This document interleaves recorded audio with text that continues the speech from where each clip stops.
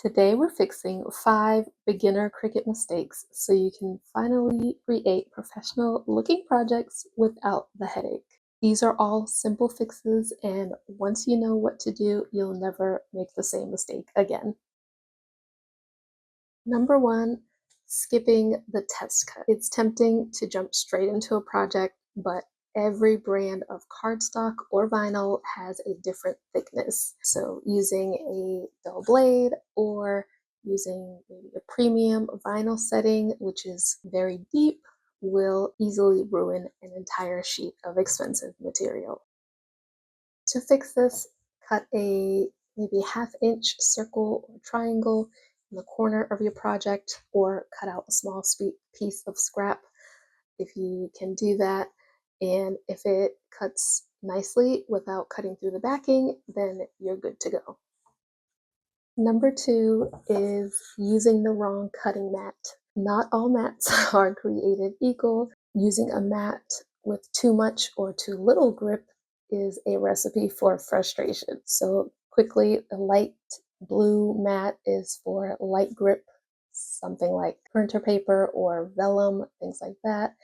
The green cutting mat is your standard grip, so your vinyl, HTV, cardstock, or heavier cardstock, I would say.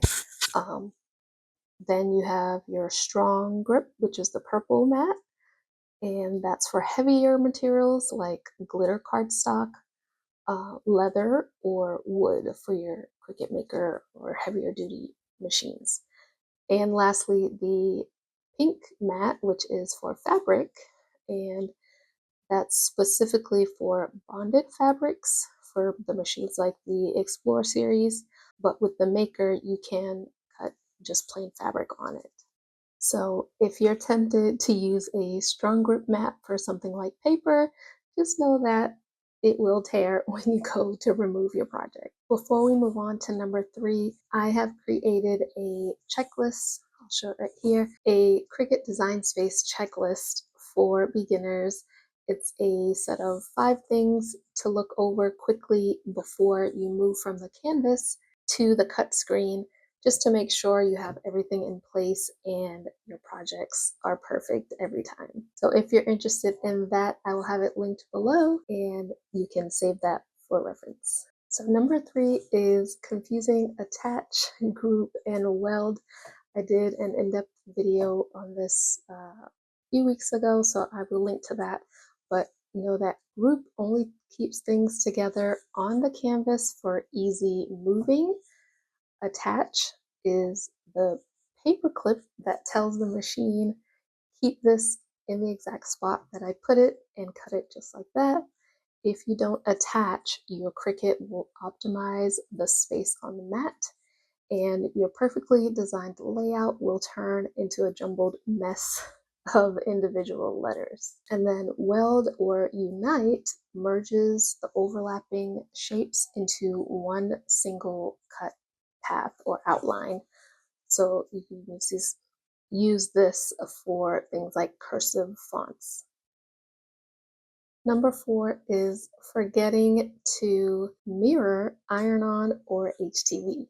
We have all done this. I've done this plenty of times. When working with HTV or infusible ink, any iron-on vinyls, you are cutting from the back side of the material, so you'll need to mirror. If you don't toggle the mirror switch in Design Space, your text and images will be backward once you press them into place on, say, a t-shirt or a tote bag. So the fix is just to develop a habit of checking that toggle every time you go to the cut screen. It's right there in your preview.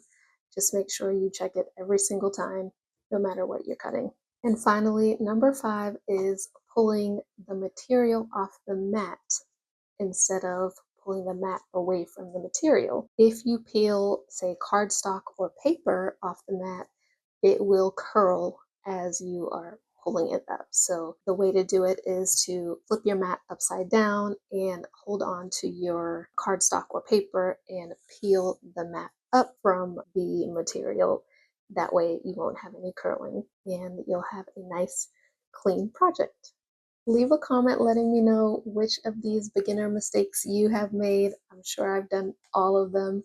And don't forget to check the description for that checklist so you can create professional looking Cricut projects every time.